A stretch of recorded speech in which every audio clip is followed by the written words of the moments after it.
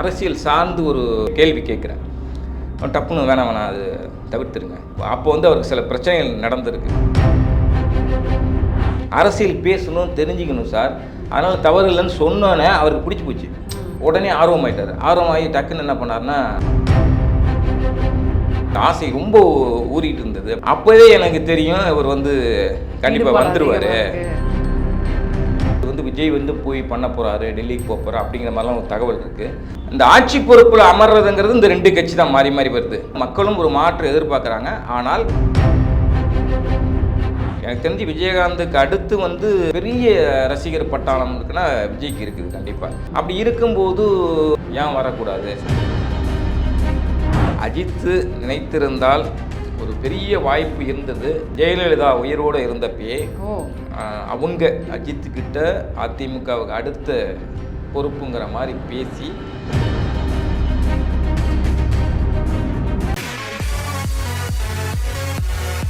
வரும் 4ஆம் தேதி வந்து விஜய் அவரோட கட்சியை வந்து ரெஜிஸ்ட்ரேஷன் பண்ண போகிறதா சொல்லிட்டு இருக்காங்களே சார், இதை பற்றி உங்கள் கருத்து என்ன? அது வந்து ஏறத்தாழ உண்மைதான்.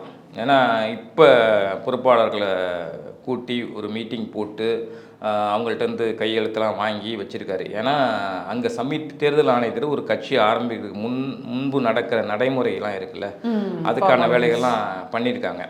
ஏன்னா குறைந்தது ஒரு 100 உறுப்பினர்களாவது கையெழுத்து போட்டுக்கணும். அவங்க வந்து ஓட்டு போட தகுதி உடையவங்களா, இப்படி சில ரூல்ஸ் அண்ட் ரெகுலேஷன் இருக்குது. கட்சியை பதிவு பண்ணுறாங்கன்னா அது இந்த கட்சி பதிவு பண்ணுறதுக்கு முன்னாடி கட்சி என்னங்கிறத முடிவு பண்ணிட்டாக்கா அதுலேருந்து 30 நாளுக்குள்ளே முடிவு பண்ணணும். 30 நாளுக்குள்ளே அங்கே நீங்கள் பதிவு பண்ணணும். பதிவு பண்ணி 30 நாள் வரலையும் வெயிட், அதுக்கு ஏதாவது அகென்ஸ்டான விஷயங்கள் இருக்கா அப்படிங்கிற ஒரு இதெல்லாம் இது பண்ணிவிட்டு நோ அப்ஜெக்ஷன் அதெல்லாம் அது வந்த பிறகு அதுக்கப்புறம் தான் அவங்க வந்து ஒரு அங்கீகாரம் மாதிரி இது பண்ணுவாங்க. இப்படி நிறைய ஃபார்மாலிட்டிஸ் இருக்குது. அதில் பிப்ரவரி 4ஆம் தேதி இது பண்ண போகிறதா, இது வந்து விஜய் வந்து போய் பண்ண போகிறாரு, டெல்லிக்கு போக போகிறார் அப்படிங்கிற மாதிரிலாம் ஒரு தகவல் இருக்குது. இது வந்து அந்த கட்சியின் நிறுவனரோ தலைவரோ பொதுச்செயலாளரோ நேரில் போய் தான் பண்ணணுங்கிற அவசியம் கிடையாது. இதுதான் ரூல். இதை வந்து நீங்கள் வந்து ஆமாம் யாராவது இங்கே ஒரு பிரதிநிதிகிட்ட கொடுத்து அனுப்பலாம், இல்லை ரெஜிஸ்டர் மாதிரி பண்ணி அந்த மாதிரி பண்ணலாம். சில வழிகள் இருக்குது. இது நேரடியாக விஜய் போய் தான் செய்யணுங்கிற அவசியம் இல்லை. அதனால் அவர் போகிறதுக்கான வாய்ப்பு கிடையாது. ரெண்டாவது இந்த பிப்ரவரி 4 அப்படிங்கிறத நீங்கள் பார்த்தீங்கன்னா கேலண்டர் சொல்கிறது பார்த்தேன் நான். எதுவும் நல்ல நாள் இருக்காருமா, சமநோக்கு நாள்னு போட்டுருக்கு. சமநோக்கு நாள்னால் கிட்டத்தட்ட ஒரு முகூர்த்த நாள் மாதிரி தான், நல்ல நாள் மாதிரி தான். இந்த விஷயத்தில் வந்து இவங்க வந்து கொடுக்குற டேட்டா, தேர்ந்தெடுக்கிற டேட்டா இல்லை தேர்தல் ஆணையம் ஒரு டேட்டு கொடுக்குமா அப்படிங்கிறது சரியாக தெரியல. ஆனால் அந்த நாள் அந்த சமூக நோக்கு நாள், நல்ல நாள் அப்படின்னு சொல்லப்படுது. ஆனால் இவர் வந்து இப்போ பார்லிமெண்ட் எலெக்ஷனில் நிற்பாரா நிற்க மாட்டாரா அப்படின்னு கேள்வி கேட்டால் எனக்கு தெரிஞ்சு நிற்கிறதுக்கு வாய்ப்பு இல்லை. ஏன்னா நிறைய இன்னும் இந்த கட்சியில் நிறைய வேலைகள் இருக்குது.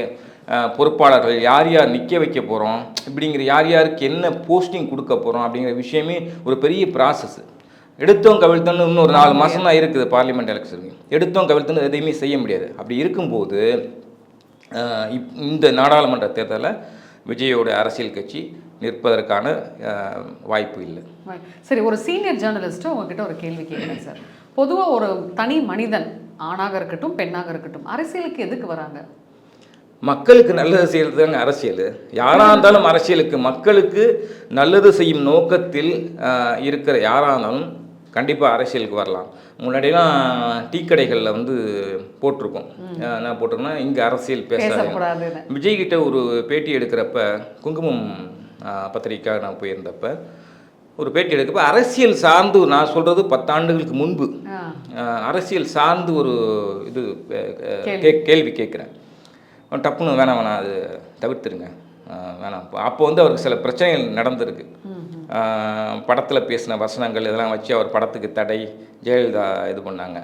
அப்புறம் கலைஞர் மூலியமாக அதை இது பண்ணி ஒரு வழியாக படம் ரிலீஸ் பண்ணுறதுக்கு உதவினார், சப்போர்ட் பண்ணி. இப்படிலாம் நடந்தது. அதனால் அவர் தவிர்த்தார் அந்த கேள்வியை. அப்போ நான் சொன்னேன், ஏன் சார் அரசியல் பேசக்கூடாது? அரசியல் பேசணும். அரசியல் பேசினா தான் அரசியல் பற்றிய ஒரு விழிப்புணர்வு, தெளிவு எல்லாமே மக்களுக்கு தெரியும். இங்கே அரசியல் பேசாதீர்கள் அப்படின்னா உன்னை அந்த அரசியல் தெரிஞ்சிக்க விடாமல் அமுக்கிறான்னு அர்த்தம். அரசியல் பேசணும், தெரிஞ்சுக்கணும் சார், அதனால் தவறு இல்லைன்னு சொன்னோன்னே அவருக்கு பிடிச்சி போச்சு.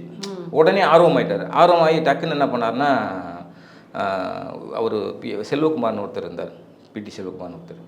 அவரை ஆனால் கொஞ்சம் வெளில இருங்க அப்படின்னு சொல்லிட்டு என்கிட்ட வந்து நிறைய பேசினார். ரொம்ப ஆர்வமாக கேட்டு தெரிஞ்சுக்கிட்டார் அதை, அப்படியா அப்படியான்ட்டு. அப்போவே எனக்கு தெரியும் இவர் வந்து கண்டிப்பாக வந்துடுவார், உள்ளுக்குள்ள அந்த அடித்தளத்தில் அரசியல் ஆமாம் அந்த அந்த ஆசை ரொம்ப ஊறிட்டு இருந்தது அப்படின்னு ஒரு ஸ்மெல் பண்ண முடிஞ்சுது. அந்த மாதிரி இருக்கும்போது கண்டிப்பாக வந்து மக்களுக்கு, அதாவது யார் இந்த பூனைக்கு மணி கட்டுவோம் அப்படிங்கிற மாதிரியான அரசியல் நகர்வுகள் நிகழ்வுகள் நடந்துகிட்ருக்கு இப்போ சில ஆண்டுகளாக. மாற்றி மாற்றி அதிமுக திமுக அப்படின்னு மாற்றி மாற்றி ஆட்சி அமைச்சிட்ருக்காங்க. அப்படி இருக்கப்போ ஒரு மாற்று அப்படிங்கிறத கண்டிப்பாக மக்கள் விரும்புகிறாங்க. இன்றைக்கி 2 கட்சியை தவிர வேறு கட்சி நிறைய இருந்தால் கூட இந்த ஆட்சி பொறுப்பில் அமர்றதுங்கிறது இந்த 2 கட்சி தான் மாறி மாறி வருது. இதில் ஒரு சின்ன சலிப்பு மக்களுக்கு வந்திருக்குது. அதனால் இப்போ அந்த இடத்த பூர்த்தி செய்கிற இதில் வந்து விஜயகாந்த் வந்துக்கிட்டு இருந்தார். கடைசியில் அவரும் வந்து இடையிலே வேறு மாதிரி நடந்து போச்சுன்னு வச்சுங்களேன். அதனால் ஒருவேளை நல்ல எண்ணத்தோட இவங்க என்ன கொள்கை திட்டம் வகுக்கிறாங்க, என்ன மக்கள்கிட்ட வந்து உங்களுக்கு என்ன இதெல்லாம் செஞ்சு தருவேன்னு வாக்குறுதிகள் கொடுக்குறாங்க, அதை பொறுத்து வெற்றி வாய்ப்புகள் அமையும். அதனால் வரலாம், கண்டிப்பாக வரலாம். எதனால் நான் அப்படி கேட்டேன்னா, பொதுவாக இப்போ அரசியலுக்கு வர்றது வந்து நாட்டுக்கும் மக்களுக்கும் நல்லது செய்யறதுக்கு தான். ஆனால் பார்த்தீங்கன்னா ஃபுல்லாக இந்த சினிமா செலிபிரிட்டிஸ் சினிமாக்குள்ளே போகிறது, கஷ்டப்பட்டு ஒரு இடத்த பிடிக்கிறது, அந்த லைம் லைட்லேயே இருந்து அந்த பெனிஃபிட் எல்லாம் டேஸ்ட் பண்ணிடுறது, அடுத்து ஃபீல்ட் அவுட் ஆக போகிறோமோ அப்படின்ற ஒரு பயம் வரும்போது அரசியலுக்குள்ளே டக்குன்னு வந்துடுறது. ஸோ இந்த மாதிரி ஒரு மைண்ட் செட்குள்ளே வரவங்களால நல்ல ஆட்சி அமைக்க முடியுமா, மக்களுக்கு நிச்சயமாக தொண்டு செய்ய முடியுமான்ற ஒரு கேள்வி. இல்லை, என்னென்னா பொதுவாகவே எல்லாருக்குமே வந்து அது செலிப்ரிட்டின்னு கிடையாது. எல்லாருக்குமே வந்து இப்போ வாரிசாக வந்துகிட்டு இருக்கவங்க கூட நம்ம ஆட்சி படத்தில் அமரணும், நம்ம தான் நாட்டாமையாக இருக்கணும், சம்பாதிக்கணும், பேர் புகழ் எல்லாமே கிடைக்கணும் அப்படிங்கிற ஒரு இது ஆசை இருக்கத்தான் செய்யும். இது வந்து ஒரு அடிப்படை அப்படின்னு வச்சுங்களேன். அப்படி பார்த்தா விஜய்க்கு சின்ன வயசில் வந்து ஒரு நடிக்கணும், படிப்பை தாண்டி நடிக்கணும் அப்படிங்கிற ஆர்வம் இருந்தது. அப்பாட்ட சொல்லிடுறாரு, அப்பா மறுக்கிறாரு. அதன் பிறகு வராரு, கொஞ்சம் கொஞ்சமாக சின்ன சின்ன இடமாக நடிச்சிருந்து விஜயகாந்த் சப்போர்ட்டிங் மூலயமா ஒரு இடத்துக்கு வராரு. அப்புறமா அவருடைய சொந்த திறமையினால் என்னதான் வாரிசாக இருந்தால் கூட, அவங்க அப்பா சினிமாவில் இருந்தால் கூட, ஒரு டான்ஸ் பண்ணுறதுலையோ ஃபைட் பண்ணுறதுலையோ ஒரு தனித்துவத்தை கொண்டு வந்ததுனால ரசிகர்களுக்கு பிடிக்குது.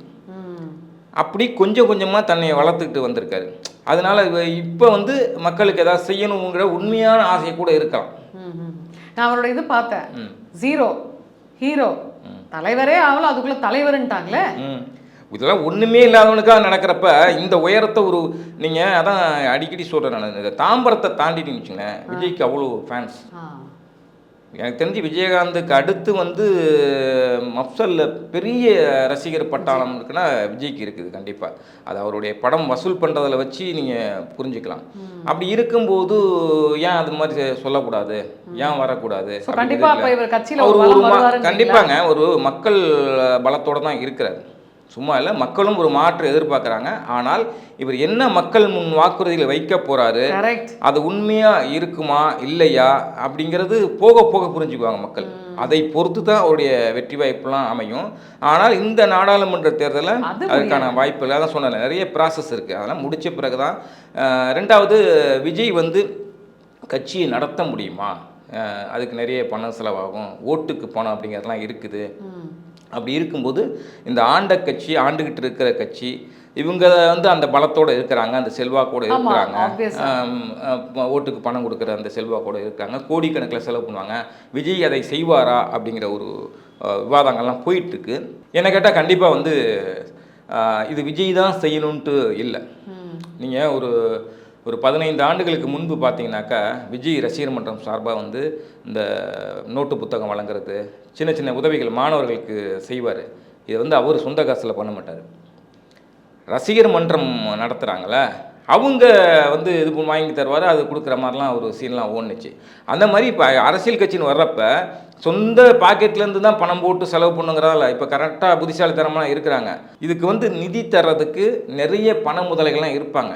இப்போ ஒரு செலிபிரிட்டியான ஆள், மக்கள் மத்தியில் ஒரு பிரகாசமான ஒரு வெளிச்சம் இருக்கு, அவர் கட்சி ஆரம்பிக்கிறாருன்னா நாளைக்கு முதல்வர் ஆகிட்டாருன்னா நம்மளுக்கு தான் நல்லதுன்ட்டு தொழிலதிபர்கள் பண முதலைகள் வந்து கண்டிப்பாக வந்து பணம் கொடுக்கறதுக்கு ரெடியாக இருப்பாங்க. அதனால் அது ஒரு பெரிய விஷயம் இல்லை. மக்கள் மத்தியில் ஒரு ஃபோக்கஸ் இருக்குல்ல, இவருக்கு ஒரு வெளிச்சம் இருக்குல்ல, ஒரு பிராண்ட் இருக்குல்ல விஜய்க்கு, அது மட்டுமே அவருக்கான முதலீடு. பணமெல்லாம் ஆட்டோமேட்டிக்காக தேடி வரும். சார் அடுத்த ஒரு முக்கியமான கேள்வி சார், பெரும் தலை அதாவது அஜித் வந்து அரசியலுக்குள்ள வரப்போறதா சில பல விஷயங்கள் கசிஞ்சிருக்கு. என்ன கேள்விப்பட்டீங்க? அதாவது வந்து பாண்டே வந்து அஜித்தை வந்து வெறும் பாண்டேன்னு சொல்லாங்க, அது வேற ரங்கராஜ் பாண்டே வந்து அஜித்தை வந்து அரசியலுக்குள்ள இழுக்க போறதா வந்து சொல்லிட்டு இருக்காங்களே, இதெல்லாம் உண்மையா? இல்லை, அப்படி ஒரு பேச்சு இருந்துட்டு இருக்கு பரவலா.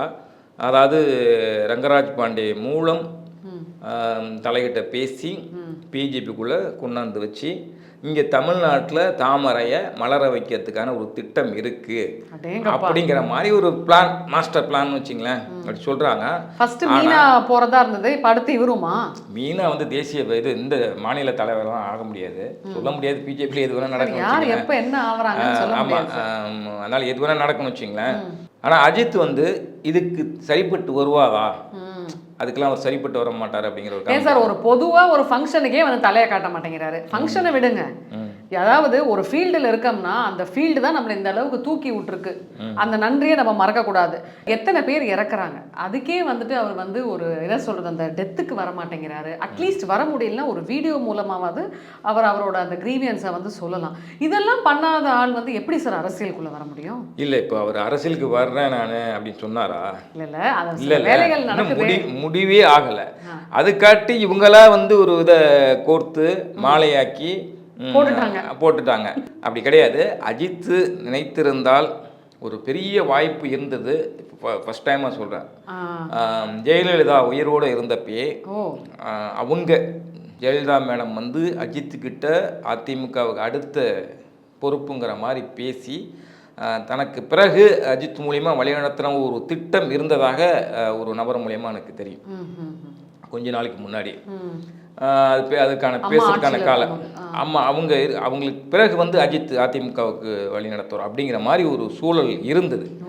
நினச்சிருந்தா அப்பயே வந்திருக்கலாம்னு வச்சுங்களேன், இருந்தது. பட்டு நான் என்ன சொல்லனா, இப்போ அவர் வருவாரா, சரிப்பட்டு வருவாரா வரமாட்டாருங்கிற ஒரு மேட்டருக்கெல்லாம் போவேன்னா, அடிப்படையில் ஒரு விஷயத்தை நீங்கள் உன்னிப்பாக கவனிச்சிங்கன்னா அஜித்தோட குணாதிசயம் புரிஞ்சு போயிடும்.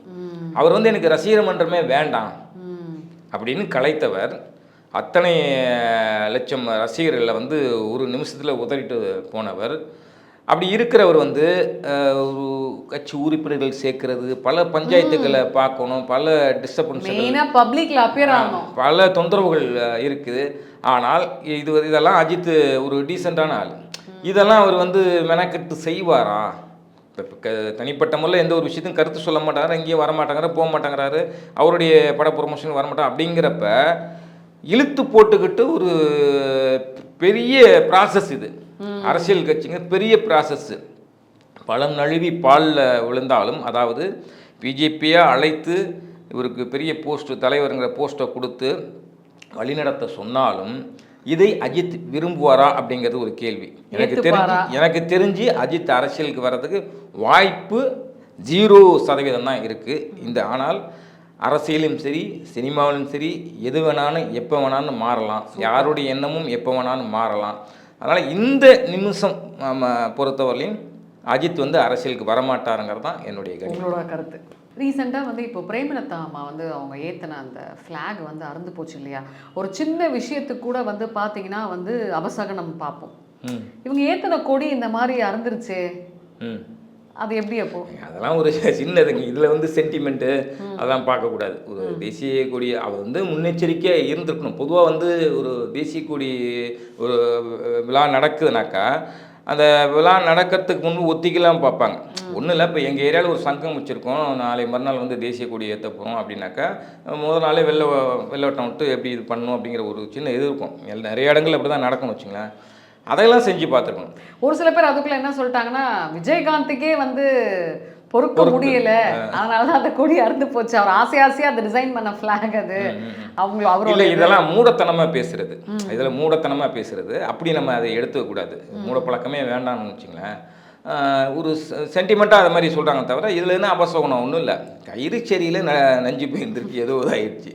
இது ஒரு விபத்து தான்.